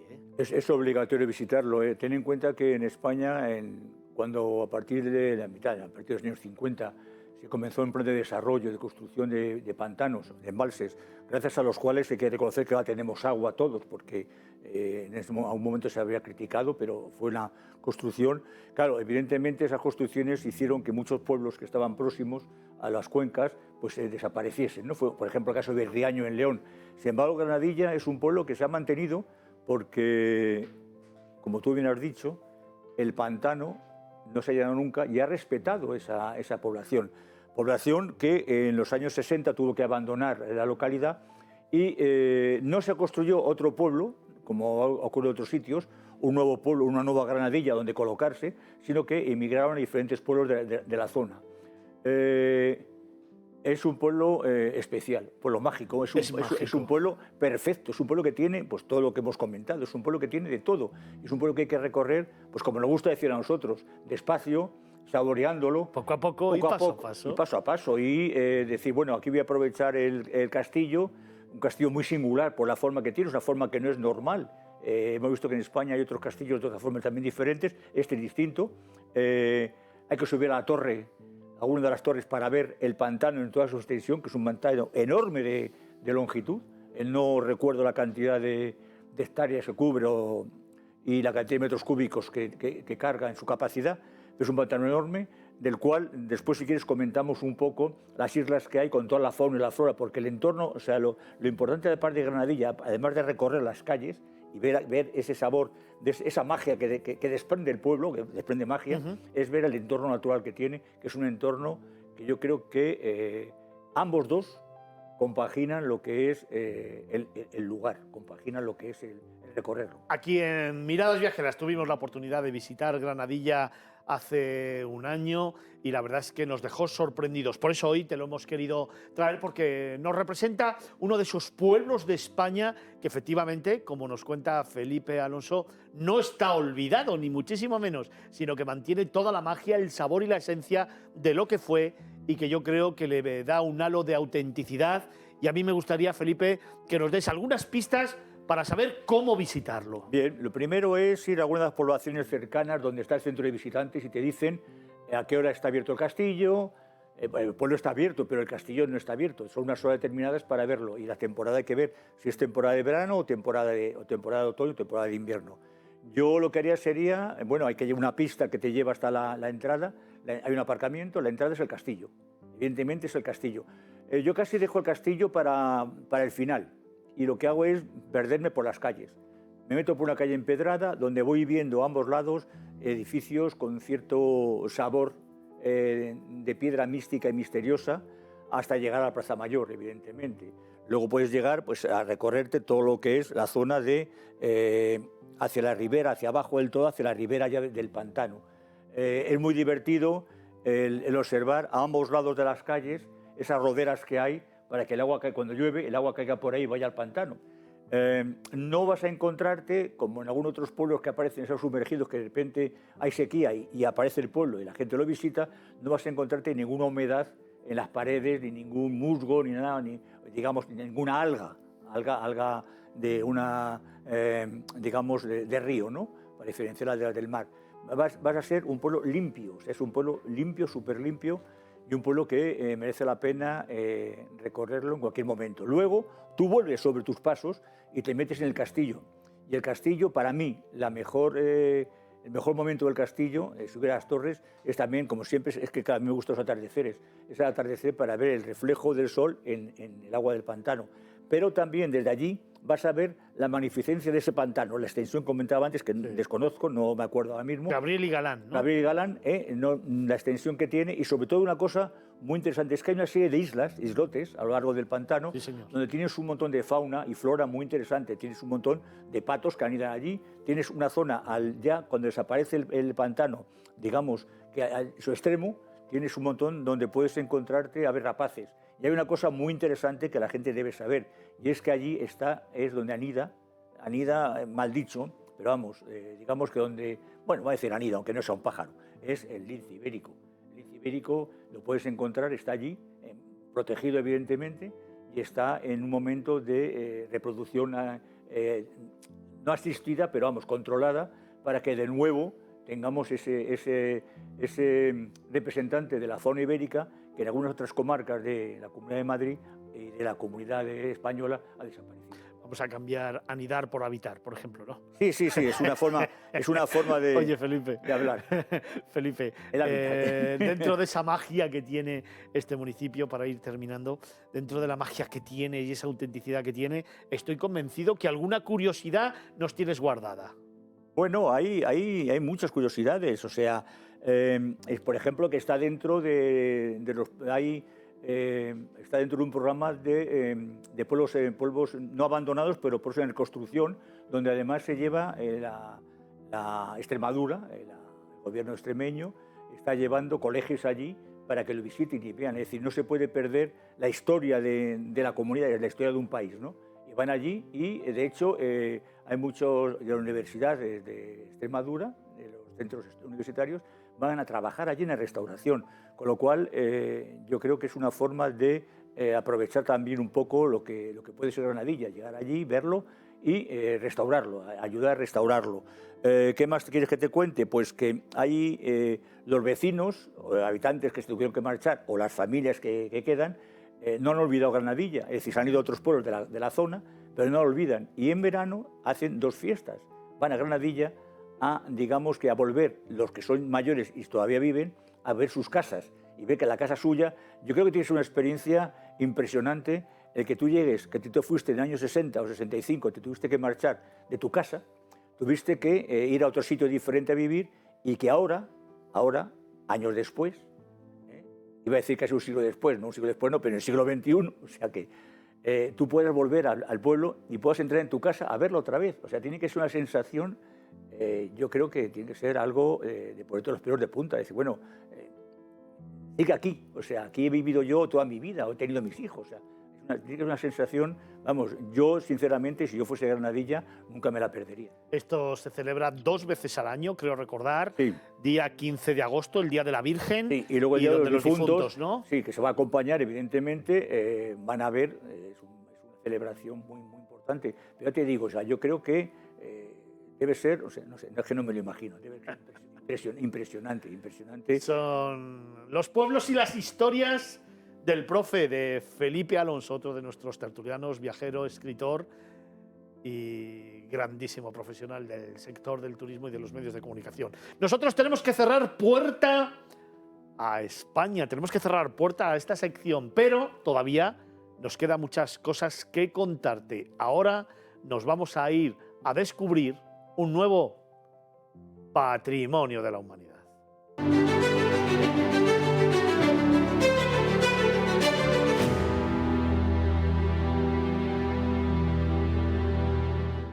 Y nos vamos a ir hasta una de las Islas Baleares. Nos vamos a ir a descubrir otro lugar emblemático que conoce bien el profe, pero que nos va a contar Carlos Olmo, el director de Vagamundos, también tertuliano, escritor, periodista. Y es que aquí en Miradas Viajeras tenemos a los número 1 del sector turístico, que por cierto, dejadme, Felipe, gracias, porque el trabajo de Granadilla ha sido espectacular. Bueno, ha sido... Vamos... Tú y yo sabemos que lo disfrutamos cuando estuvimos allí. Así por eso hay que trasladar ese disfrute. Pero eso va a ser la puerta para conocer, como os decía, un nuevo patrimonio de la humanidad. Aquí, en Miradas Viajeras, una nueva entrega con la firma de Carlos Olmo.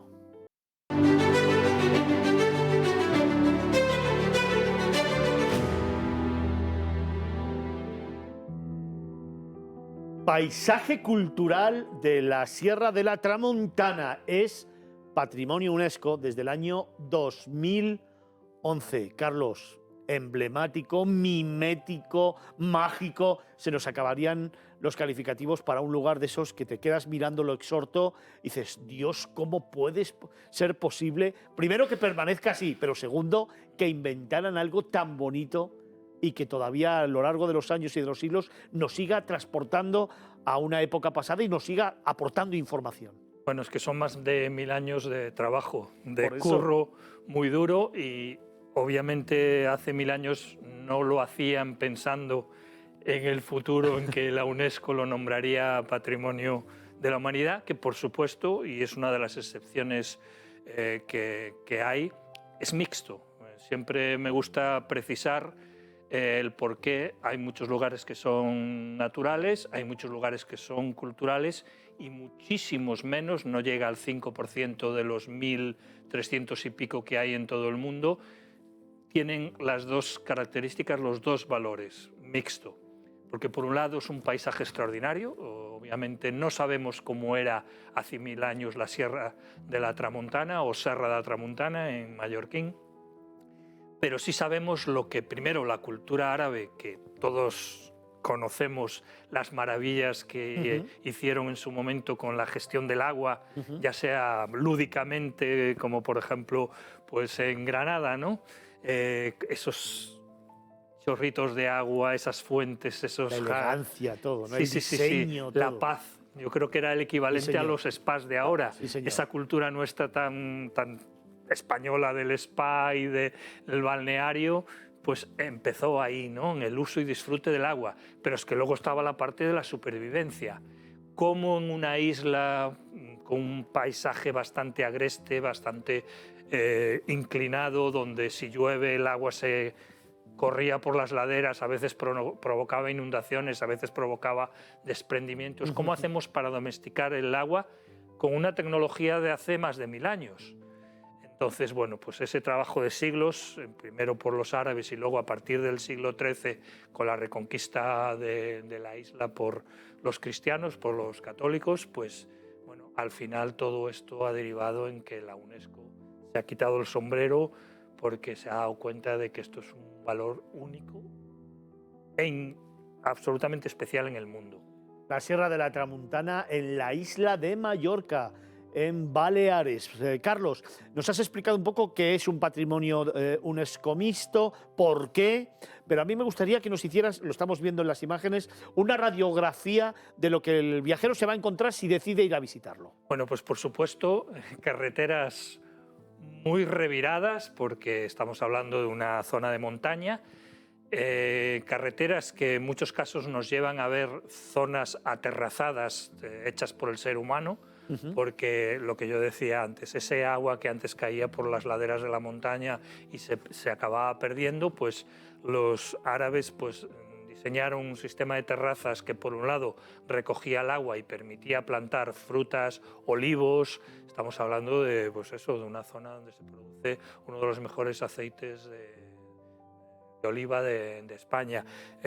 Vides, hay vinos extraordinarios en Mallorca que no hubieran sido posible sin toda esta tecnología de terrazas, que no solo para la recogida del agua, sino para el drenaje. Obviamente, para el ojo no experto, ve allí pues, unas terrazas que también tienen mucho mérito en su construcción porque están hechas de piedra seca. ¿Y qué es esto? Pues es una tecnología, insisto, de 1000 años, pero que claramente era muy avanzada para su época, porque a día de hoy seguimos viendo esos muros que están hechos con piedras acumuladas sin argamasa ni mortero. Efectivamente. Ahí no hay cemento, no hay hormigón, son piedras amontonadas una sobre otra y obviamente requieren un mantenimiento que por suerte se sigue usando todas esas terrazas, se sigue usando para cultivar, aunque el primer negocio ahora mismo de Mallorca es el turismo, pero hay que también alimentar a todos esos millones de turistas. Pues de ahí salen muchas frutas, muchas verduras, muchas uvas que luego se convierten en vino y mucho aceite de oliva. Bueno, cuando digo mucho, digo relativamente, porque bueno, obviamente, tanto por el área como la superficie, no estamos hablando de miles de hectáreas como en Andalucía dedicadas al olivo, pero la calidad del producto en sí es de primera. ¿Por qué? Porque esa gestión del agua, que muchas veces no está a la vista. La isla está, bueno, todo lo que es la parte de la Tramuntana, está ahora dada por túneles que van llevando el agua de unas zonas a otras y son túneles subterráneos, que es un nombre árabe que se llama Kanat, y claro, eso no está a simple vista, ¿no? Entonces, cuando visitemos Palma de Mallorca y específicamente la Serra de la Tramuntana, tenemos que pensar que hay mucho más que el ojo no ve de lo que tenemos a simple vista, y es lo que ha provocado eso, que en 2011 la UNESCO pues, lo haya nombrado paisaje cultural mixto. Pero que es precisamente lo que el ojo no ve, la esencia precisamente de este patrimonio UNESCO. Además de lo que el ojo no ve, también sí que va a poder disfrutar el viajero de iglesias, de monasterios, de faros, de un montón de otros elementos arquitectónicos y culturales que dan vida también a esta Sierra de Tramuntana. Claro, porque estamos hablando de que en estos 1000 y pico años de historia de intervención humana en el paisaje, pues obviamente tenían que ir acompañados de pueblos donde se aloja, donde viven pues los habitantes, pues eso, antiguos caminos de montaña que luego se convirtieron en carreteras. Por suerte no se les ocurrió hacer una autopista que fuera ahí por el medio de la Sierra de la Tramuntana, y el que va tiene que ir disfrutando curva a curva. Nosotros solemos decir paso a paso, ¿no? Pues ahí curva a curva, y pararse en algunas de ellas donde hay miradores, bajarse del coche y ver ese paisaje que te llena los ojos. Oye, nos tenemos que marchar en 30 segundos, por favor, Carlos. Una imagen. Ya sabes que me gusta preguntarte siempre por qué la UNESCO. Nos lo has dejado muy claro, pero para ti, para el gran especialista en patrimonios de la humanidad, ¿por qué? ¿Qué te llena? ¿Qué te imaginas? Voy a tirar por eso esos placeres míos que también son tuyos, porque la imagen del propio programa que tienen detrás los televidentes lo muestran, que es el faro. Y específicamente el faro de Formentor, porque está ahí en el medio de la Sierra de la Tramuntana, está ahí en esa península maravillosa que también tienes que recorrerla tranquilamente para llegar a este faro, que además que como está en el norte de la isla, pues tú puedes ver tanto el atardecer si miras a tu izquierda como el amanecer si miras a la derecha hacia el este, ¿no? Entonces para mí es un faro que lo tiene todo. Qué bonito. La mejor manera de concluir este capítulo, estos patrimonios de la humanidad, con la firma de uno de nuestros grandes especialistas en España, Carlos Olmo, el director de Vagamundos, que te cuenta sus historias todos los viernes en esta sección Patrimonios de la Humanidad. Hoy, la Sierra de Tramuntana en Mallorca, Patrimonio UNESCO desde el año 2011. Carlos, muchísimas gracias. A vosotros. Buen trabajo. Es fascinante conocer el mundo a través de los patrimonios de la humanidad, y tenemos la suerte de contar con Carlos Olmo, que nos lo cuenta todos los fines de semana. Déjame tan solo unos instantes para darte unos consejos y regresamos.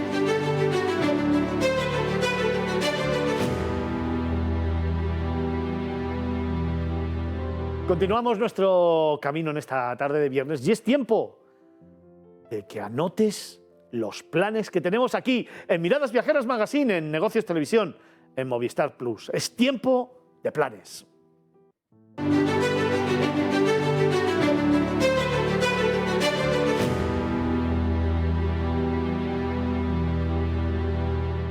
Como dicen nuestros jóvenes, vas a flipar con el siguiente plan que nos trae David Vigorra, el director de la revista Q-Travel, tertuliano, escritor, viajero, periodista y buen amigo de esta casa. Una de las personas que me acompaña en el camino desde hace muchísimos años y que ahora, de nuevo, nos cuenta una historia fascinante. Nos vamos a descubrir las casas trogloditas en Túnez. En esta ocasión hemos venido hasta Túnez un poco para descubrir lugares distintos de los habituales que la gente conoce, porque tenemos un poquito idealizada Túnez en cuanto a que hay una zona de playa o un desierto, pero tenemos una zona intermedia allí que es muy interesante para descubrir y de la cual hemos oído hablar muchas veces como casas trogloditas, bereberes, beduinos. Todo esto lo hemos oído muchísimas veces, pero a veces no tenemos claro qué son estos conceptos. Y tenemos a Leila Tecaya, que es directora de la Oficina de Turismo de Túnez en España, que nos va de entrada a presentar esta zona, porque es una región realmente. Absolutamente, es que, vamos a ver, tenemos el sur, la gente se conoce al desierto. Pero vamos a ponérselo así, hay dos tipos de desierto, el desierto de los oasis y el desierto rocoso, montañoso, árido de los bereberes. Ya con esta información empezamos ya a presentar dónde estamos. Estamos en el desierto montañoso, rocoso, árido, donde los bereberes han ido refugiándose a medida que vinieron las invasiones del norte, entonces ellos se han ido hacia el sur. Y esta zona hace puente entre el mar Mediterráneo y los oasis.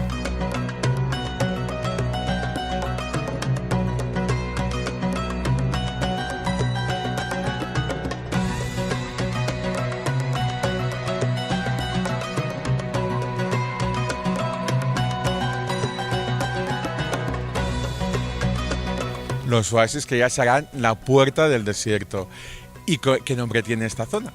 Esta zona se llama Dahar, la dorsal, se refiere a la montaña que la atraviesa. Como habéis oído, ya ha introducido dos elementos que son los beduinos y los bereberes.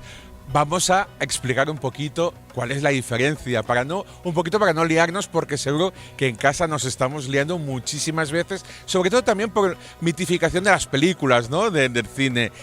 Cuéntanos la diferencia real. Pues el beduino es el que vive bajo jaimas en las tiendas, porque es el nómada, es el que se ha ido desplazando en el desierto de oasis en oasis, buscando pozos con su ganado, vendiendo cereales, participando en los mercados. Es el que se mueve. El beduino es el que se mueve.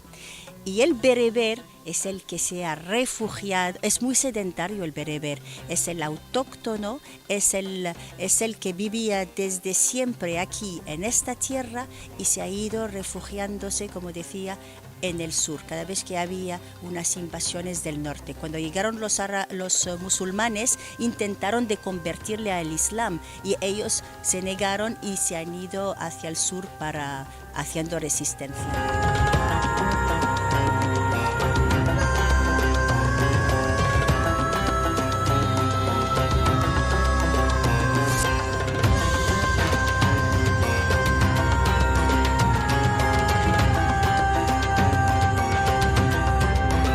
Y es una región muy peculiar en cuanto a construcciones, casas, viviendas y fortalezas que no son fortalezas.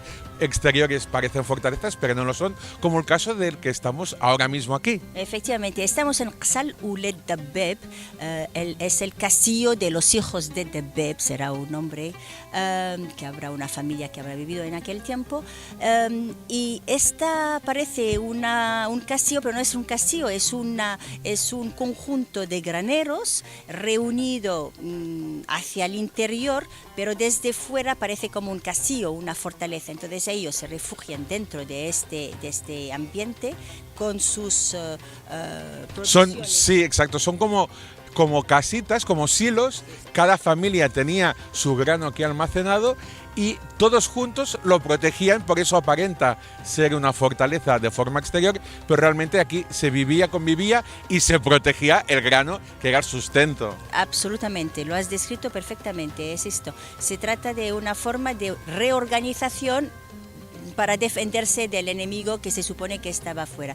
Esta zona es tan árida y tan inhospitalaria a primera vista que la gente los bereberes han ido adaptándose a la topografía del terreno, y entonces pues aquí tenemos graneros, otros lo tienen más en trogloditas, otros ya en pueblos de montaña. Ya cuando hicieron las paces se bajaron abajo de la montaña, en la llanura. Entonces tenemos distinto tipo de arquitectura en esta zona, y de ahí el interés de pateársela y de pasar unos días.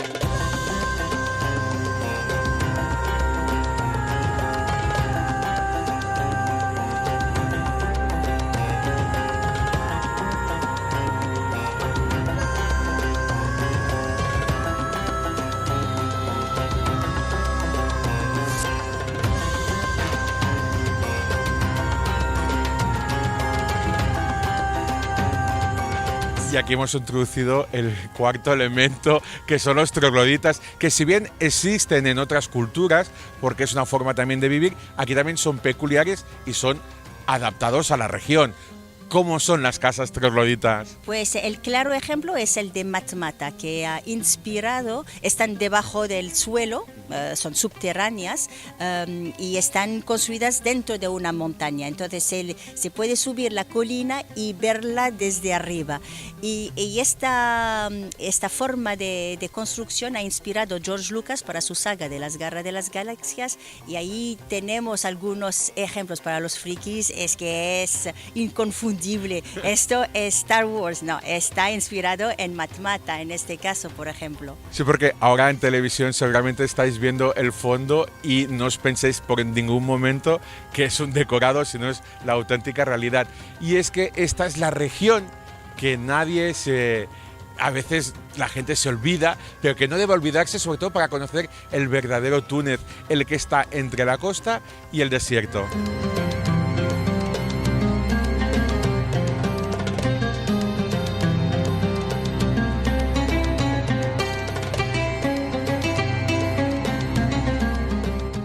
Y continuamos después de este planazo que te aseguro que te habrá sorprendido, porque a mí lo sigue haciendo cada vez que voy. Continuamos, como te digo, dándote más planes. Hoy seguimos nuestro camino descubriendo las comarcas de la Comunidad de Madrid. Tenemos 2 planazos para ti. Nos vamos a la Sierra Norte y a la Sierra de Guadarrama. Hoy, en Miradas Viajeras, te traemos los mejores planes para disfrutar de tu tiempo de ocio. Comenzamos nuestro primer plan en la Sierra Norte de Madrid. Nos convertiremos en apicultores por un día.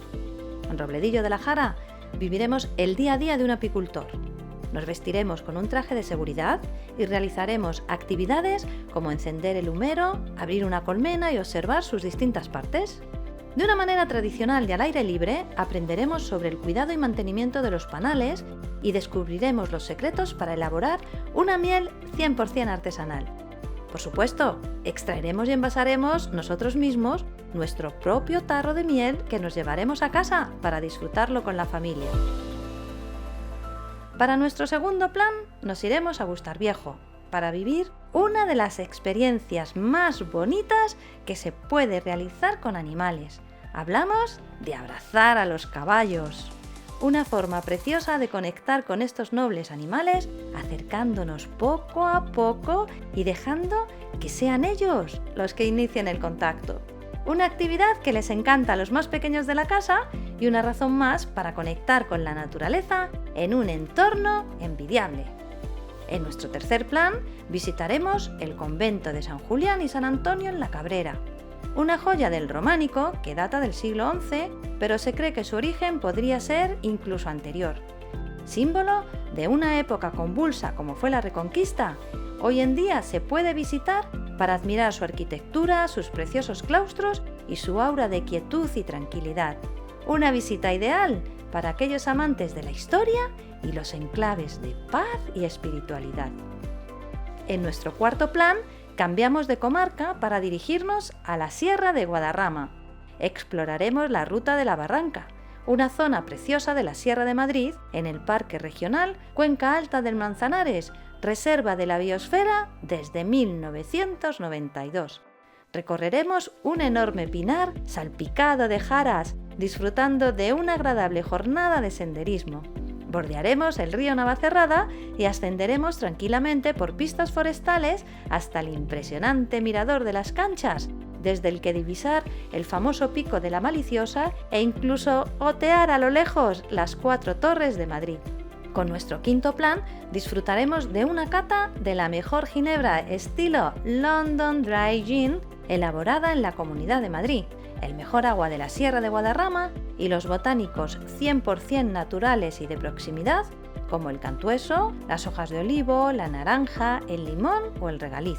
Premiada internacionalmente, la Gin Monty Destilería Huerta Jalón, situada en Los Molinos en el Valle Alto del río Guadarrama, ofrece a sus visitantes una experiencia única en la que poder descubrir los secretos de una bebida espirituosa de la que se pensaba que ya estaba todo descubierto. En sus catas podrás probar un producto transparente e incoloro, un sabor intenso, fresco y misterioso, con toques cítricos acanelados, suaves, envolventes y aterciopelados.